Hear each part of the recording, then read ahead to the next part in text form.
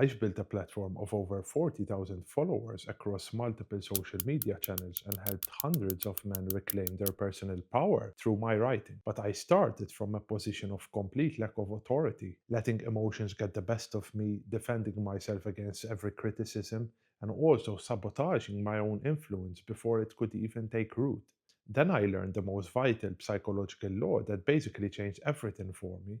And it all boils down to this: the person who feels the most loses the long game.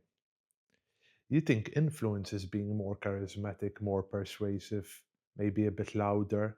That's what I thought. But here's the counterintuitive truth. Every time you react emotionally, when you get defensive, when you lash out, when you need to respond, you've already handed over your power. So today I'm going to show you the law of irrationality and the psychological principles that will make you basically untouchable. Not by suppressing your emotions or anything like that, but by mastering them so completely that you become like a thermostat in every room. Let's start with why you're losing before you even open your mouth. Most people are basically thermometers. They reflect the temperature of any room they are in. Someone insults them, their temperature spikes. Someone praises them, they glow warm. They're reactive instruments, constantly measuring and responding to external conditions. Your brain evolved to react first and think second. This kept you alive on the savannah, but in modern social dynamics, it basically makes you a puppet. Every emotional reaction is someone else pulling your strings.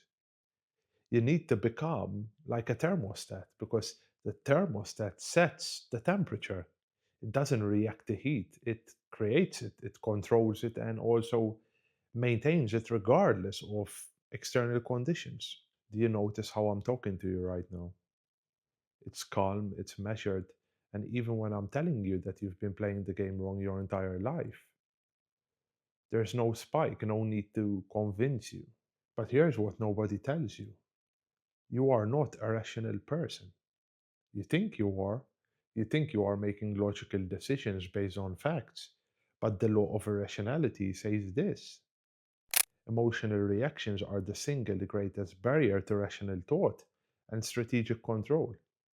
You're largely unaware of how deeply your emotions dominate your perception. When someone challenges you, your ego immediately starts scanning for ideas that suit it, that confirm what you already believe. This is happening right now as you read this. Part of you is looking for reasons why you're different, why this doesn't apply to you. That's the law in action. Emotional awareness comes before emotional control. You can't master what you can't see. Start tracking your emotional triggers like a scientist, studying a specimen. What situations make you defensive? Which criticisms sting the most? That's your weak point. When do you feel the need to respond immediately? You have to write them down because these are the strings that people can pull to make you dance. A historical example that haunts me is this: a sovereign should never launch an army out of anger. A leader should never start a war out of wrath. When a leader reacts out of emotional need, lashing out at a critic, seeking immediate revenge for a slight, they look ridiculous because the response is out of proportion. It clouds their vision. It surrenders their initiative.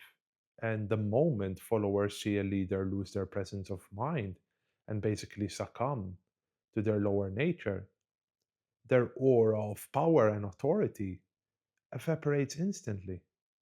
This is why CEOs who tweet angry responses tank their stock price, and why politicians who clap back lose elections.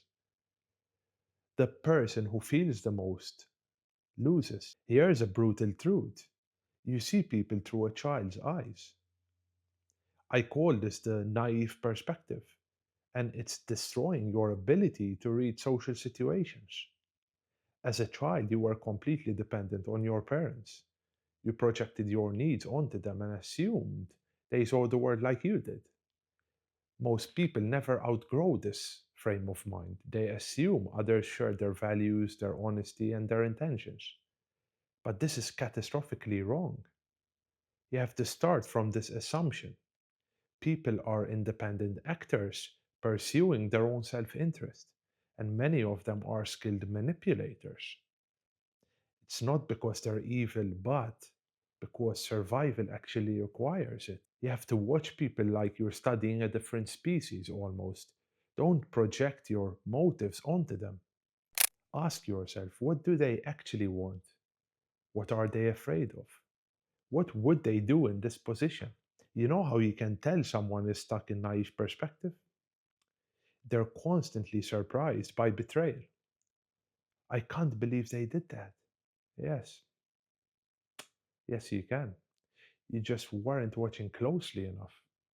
You were seeing what you wanted to see, not what was actually there. People lie with their words, but they tell the truth with their bodies, right? This is the shadow language, the nonverbal communication system that reveals what people are really thinking behind closed doors.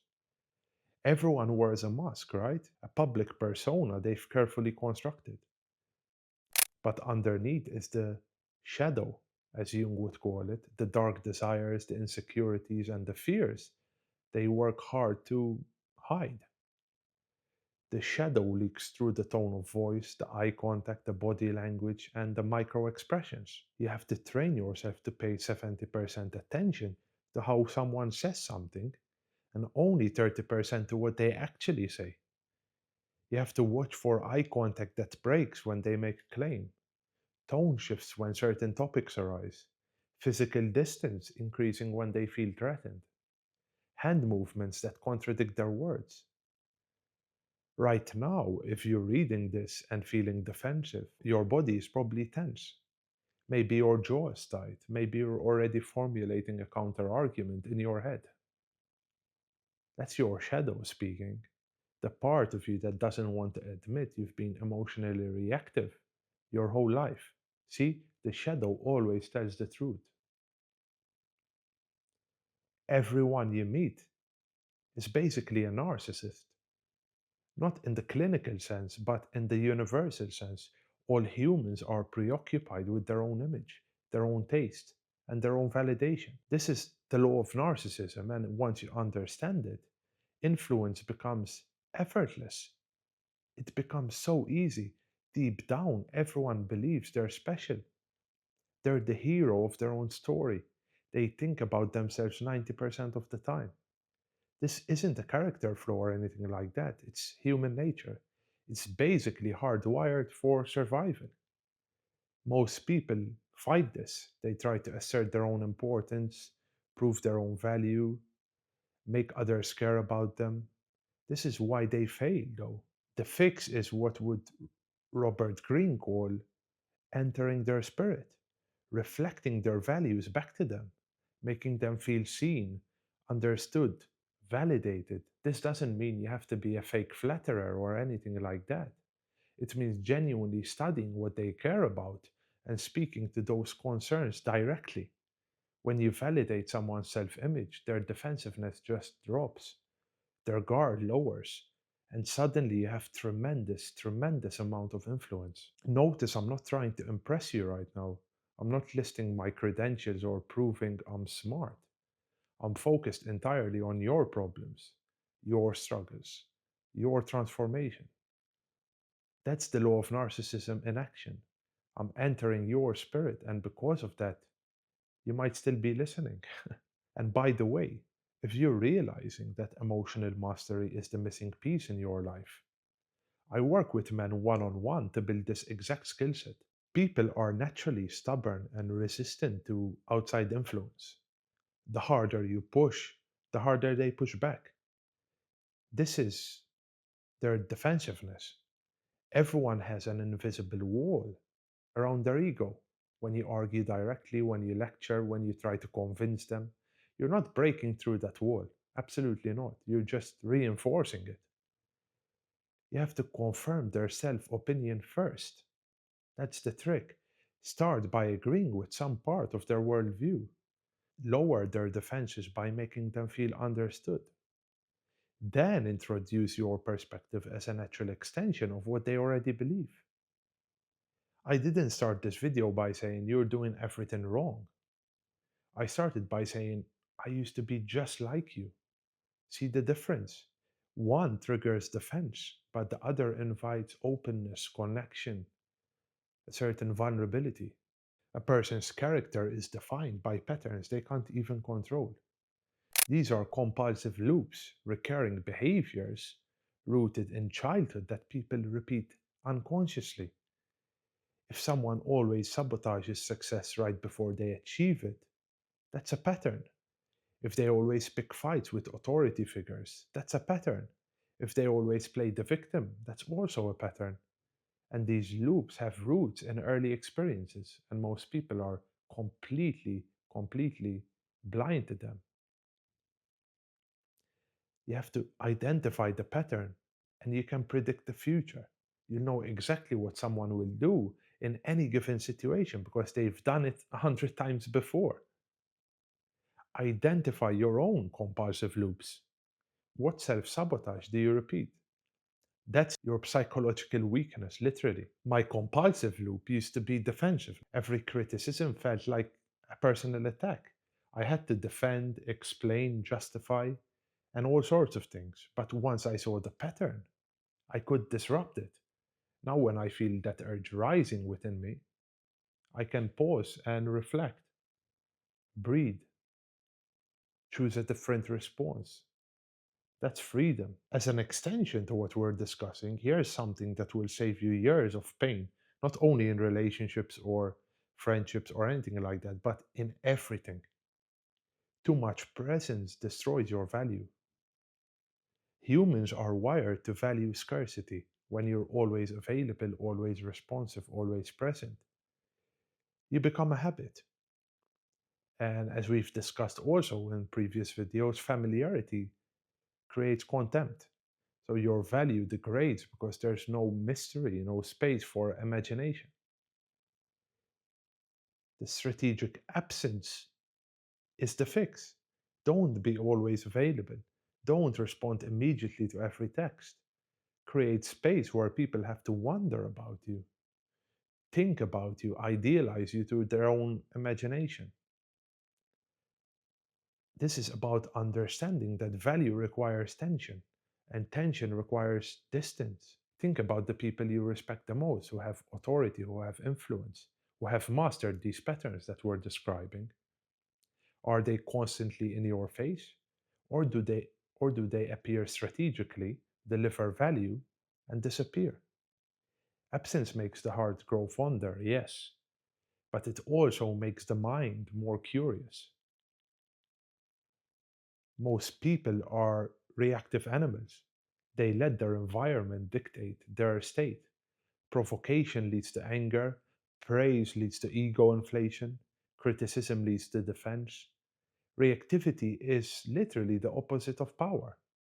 When you react, you've given someone else control over your own emotional state. And often, people can't withdraw and use absence because they are in this emotional state. They push a button and you jump. They're the player, you're the instrument. Insert a pause between stimulus and response. Someone insults you, pause. You feel the urge to react, pause. In that space, you can reclaim a degree of power over yourself. And as Viktor Frankl said it best, between stimulus and response, there is a space. And in that space is our power to choose our response. In our response lies our growth and our freedom.